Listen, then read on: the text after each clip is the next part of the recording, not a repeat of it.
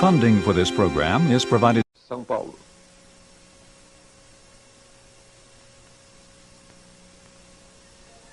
As legiões romanas marchavam através do mundo mediterrâneo, fazendo novas conquistas para a glória e benefício de Roma. Como uma cultura que tanto enfatizou a disciplina e seriedade de propósito, tornou-se sinônimo de consumo conspícuo e ostentação pública.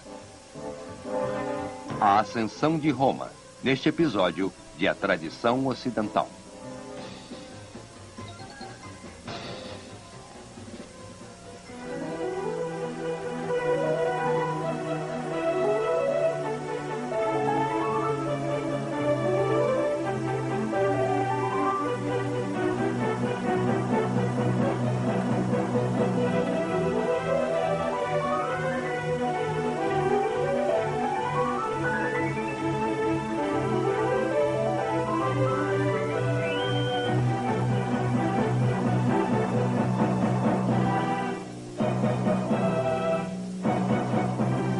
E agora o professor da Universidade da Califórnia, Eugene Weber, em sua jornada através da história da civilização ocidental. No início do século V a.C., quando os helênicos se ocupavam em expulsar os persas, uma cidade-estado pequena, quase não civilizada a oeste da Grécia, lutava por sua vida. Localizava-se numa península dominada pelas tribos gaunesas ao norte, guerreiros etruscos no centro, cidades helênicas ao sul. Mas em 200 anos, esta cidade insignificante, chamada Roma, cresceu e tornou-se a senhora de toda a Itália. E estava em vias de conquistar todo o mundo mediterrâneo. Seu sucesso foi tão grande que seu mito perdura há 2000 anos, ainda mesmo em nosso século.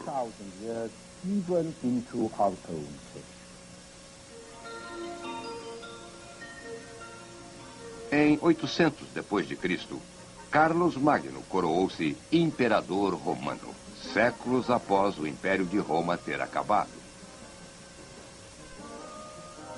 Em 1804, Napoleão coroou-se na mesma tradição e chamou seu herdeiro de Rei de Roma. Até os czares russos, como Pedro, diziam reinar na Terceira Roma, melhor conhecida como Moscou. E neste século, em Roma, o ditador italiano Benito Mussolini deu a seu sistema de governo o nome de fascismo, segundo o emblema de autoridade dos antigos magistrados romanos.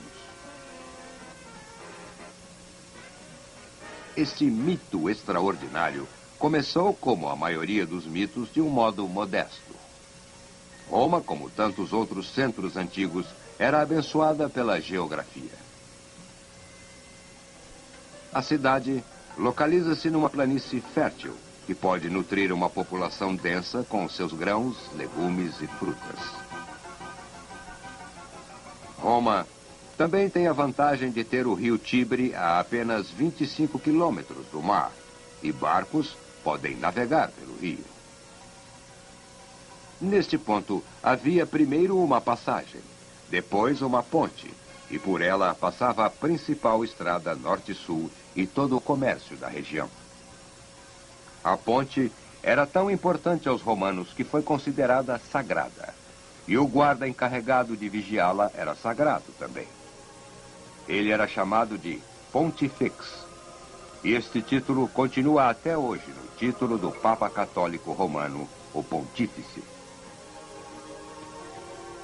E Roma começou como uma cidade-mercado e comunidade agrícola.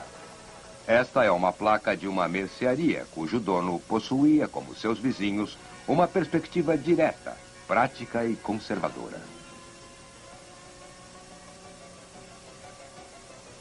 As virtudes que os romanos admiravam eram todas ligadas à disciplina e autodisciplina. Eles acreditavam em pietas, respeito pela autoridade e tradição estabelecidas. Acreditavam em fides, ser honesto às suas responsabilidades. Em religio, a crença comum que une os homens e, acima de tudo, em gravitas, a seriedade sóbria que marca o homem verdadeiro. Até mesmo a palavra virtus significa brio. A antiga sociedade romana era estritamente patriarcal, como explica o grego Dionísio de Halicarnasso. O legislador dos romanos dava ao pai todos os poderes sobre seu filho. Mesmo durante toda a sua vida, se quisesse, poderia imprisioná-lo, açoitá-lo, prendê-lo em correntes e fazê-lo trabalhar nos campos ou matá-lo. E isto, mesmo que o filho já tivesse deveres públicos, fosse um alto magistrado ou fosse celebrado por seu zelo pela comunidade.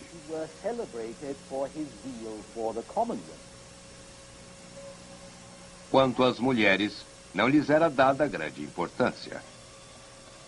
Um romano no século I a.C. escreveu à sua esposa: "Se por boa sorte você tiver filhos, se for menino, deixe que viva. Se for menina, largue-a", o que significava deixe-a morrer. Há uma nítida impressão de que não se brincava muito na época dos antigos romanos, como vocês podem ver. Eles não gostavam de desordem e luxo, que significava excesso. A lenda de como Roma foi fundada é um bom exemplo. Estes são Rômulo e Remo, irmãos gêmeos, criados por uma loba. Remo recusou-se a seguir as ordens de Rômulo para que se comportasse enquanto as fronteiras sagradas de Roma eram traçadas. Ele pulou sobre elas, como se não importassem, e Rômulo o matou. A moral desta história é que não se deve revelar coisas sérias. A virtude verdadeira subordina a pessoa à cidade, o indivíduo ao Estado. Nesta base sólida de gravitas, ou verdadeira seriedade, a República Romana foi fundada no século VI a.C. Os romanos eram um povo conservador e queriam líderes fortes, mas não fortes demais. Assim, os aristocratas ricos, os patrícios que monopolizavam o poder estatal, elegiam 2 dos seus para o poder executivo de cônsul, mas apenas por 1 ano. Estes cônsules tinham amplos poderes, mas eram refreados pela lei e costumes e pelo poder do Senado, o principal órgão legislador. Como os cônsules tornavam-se senadores vitalícios após seu mandato, era tolice um cônsul ignorar ou desafiar o desejo do Senado.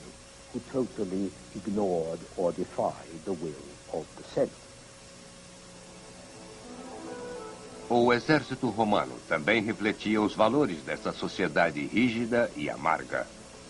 Cada soldado tinha seu próprio equipamento, e para isso deveria possuir uma fazenda ou terras, para ter os recursos necessários para comprar um escudo e capacete, uma espada, uma lança e uma bolsa nas costas. Se não tivesse tudo isso, não poderia entrar para o exército. Assim, os pobres sem terra não lutavam. Eram chamados de proletariado, pois sua única contribuição ao Estado era sua prole ou filhos. Eles não pagavam impostos e não tinham direito a dar palpites.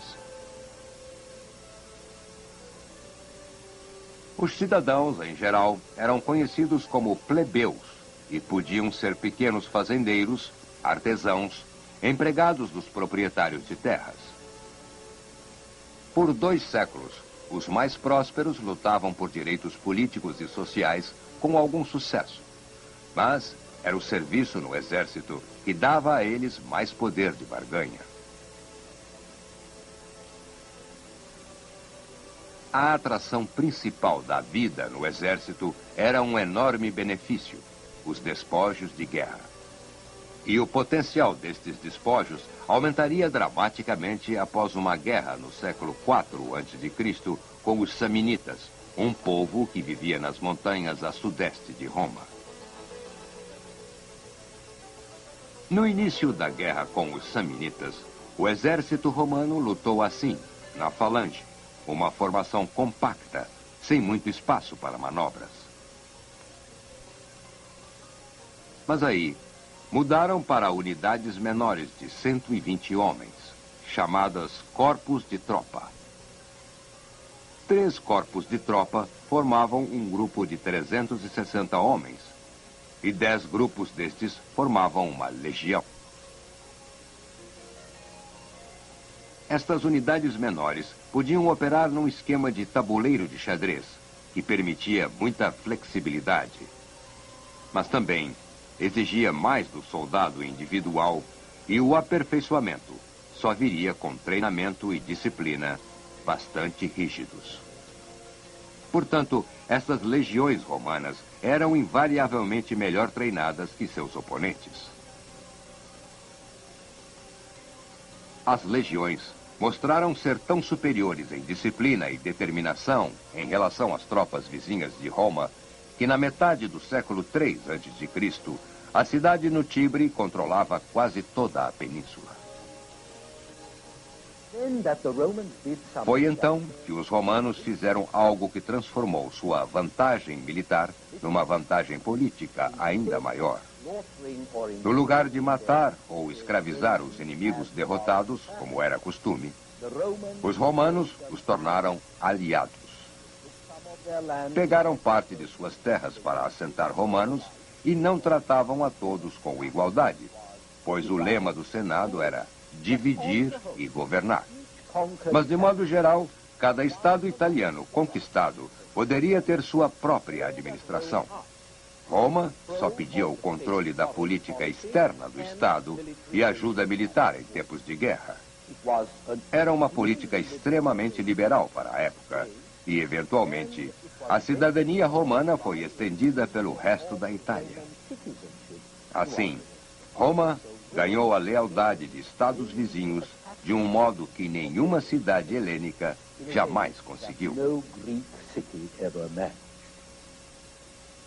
Esta lealdade foi reforçada com a construção de estradas de primeira classe que, literalmente, oferecia ligações concretas, onde laços ideológicos podiam ser insuficientes. Os exemplos da habilidade romana na engenharia civil estão por toda a parte da Itália.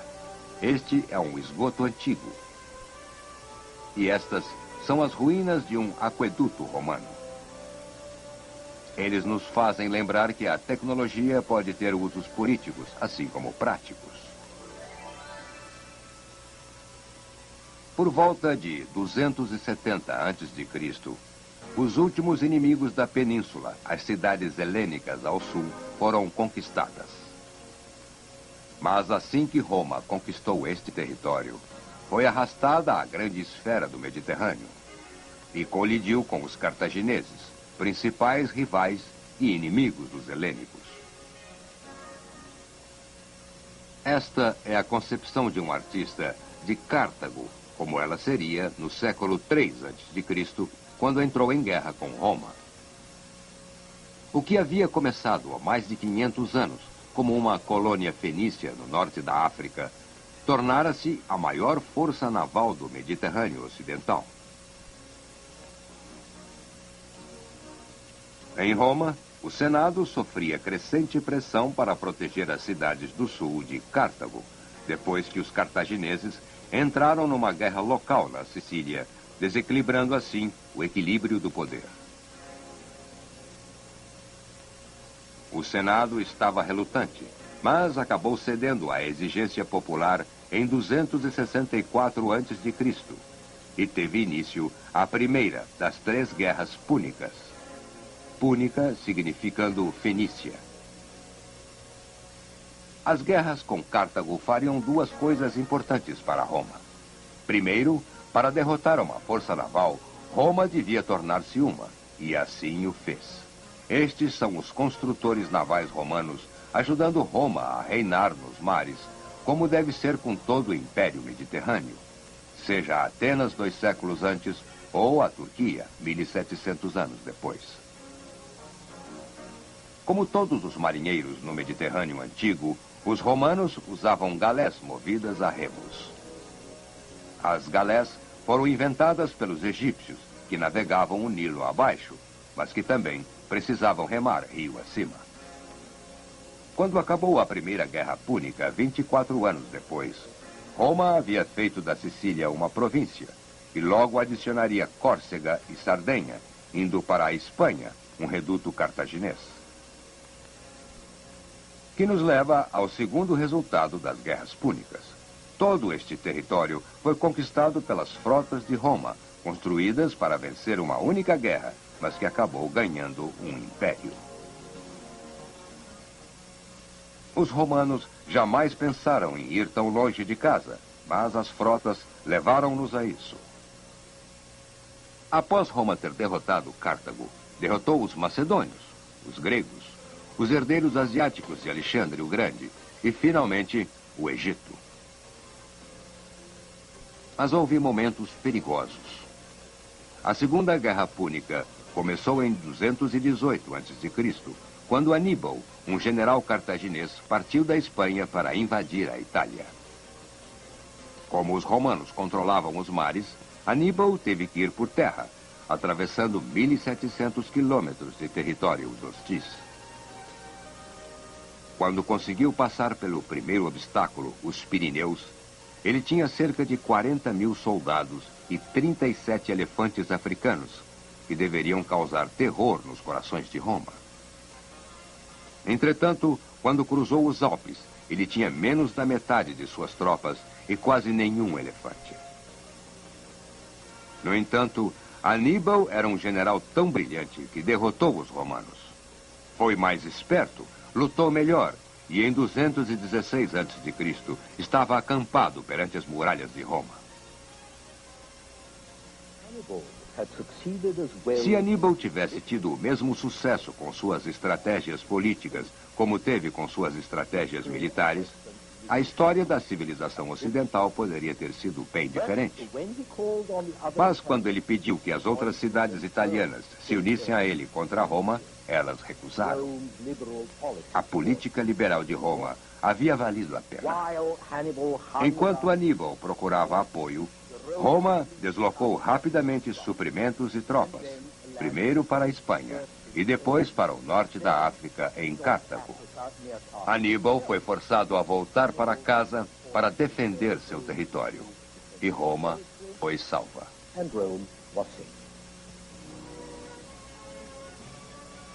Quando Cartago foi à guerra mais uma vez, 3 gerações mais tarde, os romanos literalmente acabaram com a cidade. Não existia mais o Império Púnico. Nesta época, Roma também havia mudado em muito. Por um lado, a infantaria de Roma, formada por recrutamento anual, foi substituída por uma infantaria profissional, com longos alistamentos e pagos pelo Estado ou pelos generais com a pilhagem capturada. Assim, as tropas podiam ser usadas por mais tempo, o que era mais atraente, pois elas se pagavam e ainda davam lucro. O que havia começado como uma campanha para defender as fronteiras de Roma contra Cartago e outros estados hostis, eventualmente tornou-se uma busca brutal de territórios e riquezas. É assim que Plutarco descreve a celebração ou o triunfo de uma vitória romana. O triunfo durava 3 dias. No primeiro, que parecia ser curto demais, víamos estátuas, quadros, imagens colossais tiradas de inimigos, carregadas em 250 carruagens. No segundo dia, eram carregadas em vários vagões as melhores e mais ricas armaduras macedônias de latão e de aço. No terceiro dia, primeiro vinham os trombeteiros, tocando não como uma entrada solene, mas como os romanos usavam para encorajar os soldados a lutar. seguia-se um jovem, usando uma túnica com bordas ornamentadas, que levava ao sacrifício 120 bois. Quanto mais inimigos a derrotar, mais serviço para os soldados e patrícios e seus criados, que eram enviados para governar, taxar e espremer as províncias. Esta tornou-se a base da política externa romana. Um espírito bem diferente da política sensível usada na própria Itália. O crescente império tinha outros efeitos. Fez com que Roma entrasse em contato com culturas mais sofisticadas. Sugeria novos gostos, novas tendências, novos luxos desconhecidos às frugais e sóbrias gerações mais antigas.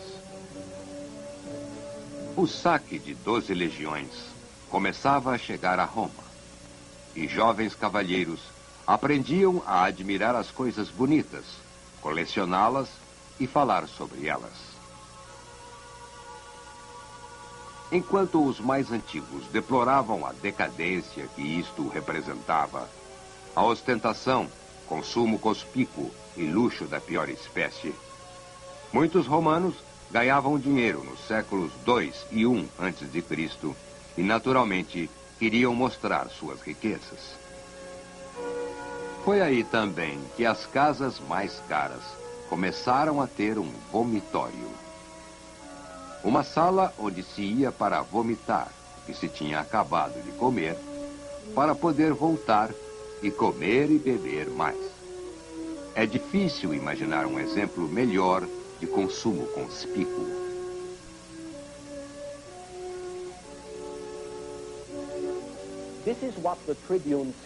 Isto é o que o tribuno Salusto tinha a dizer sobre os morais de sua época. Assim que a riqueza passou a ser uma marca de distinção, uma maneira fácil de possuir fama, comandos militares, força política, a virtude começou a entrar em declínio. A pobreza era agora encarada como desgraça, e uma vida irrepreensível um sinal de fraqueza. As riquezas tornaram as gerações mais jovens uma presa ao luxo, cobiça e orgulho. Desperdiçando com uma mão o que haviam pego com a outra, não davam valor às próprias coisas, mas cobiçavam as dos outros. Honra e modéstia, todas as leis humanas e divinas, foram ignoradas num espírito de negligência e intemperança.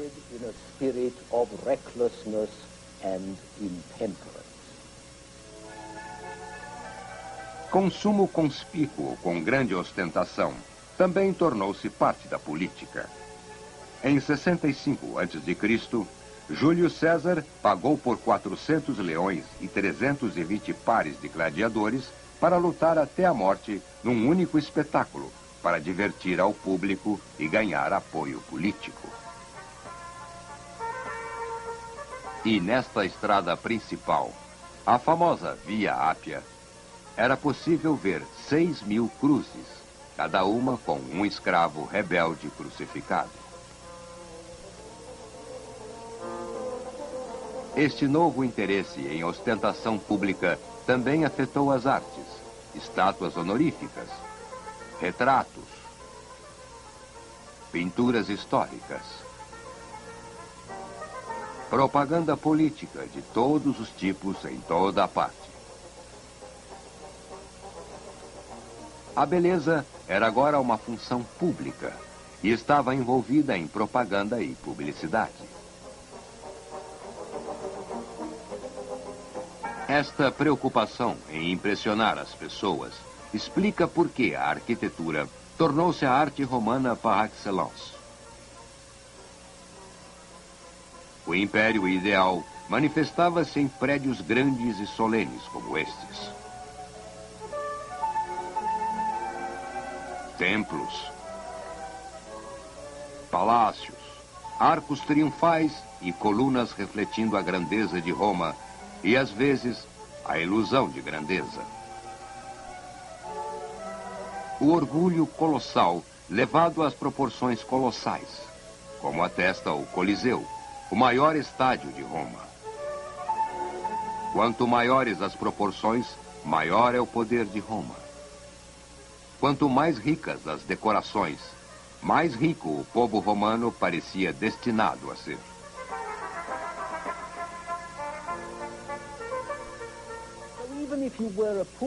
Assim, mesmo se você fosse um romano pobre, poderia participar desta orgia de consumo conspícuo e autocongratulação. Mas seria o bastante. Por uns tempos, sim. Mas, eventualmente, a pressão de ganhar e manter tantos territórios cobraria seu preço da República e, principalmente, dos pobres. Veremos como em nosso próximo programa, que é sobre o Império Romano.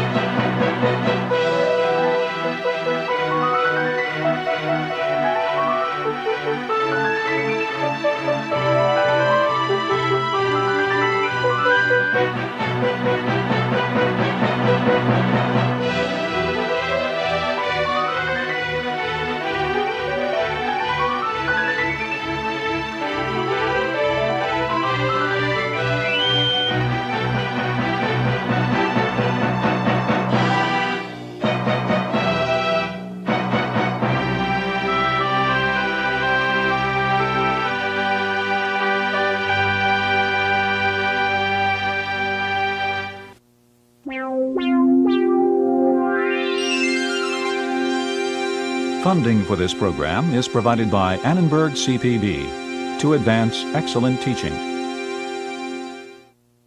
For information about this and other Annenberg CPB programs, call 1-800-LEARNER and visit us at www.learner.org.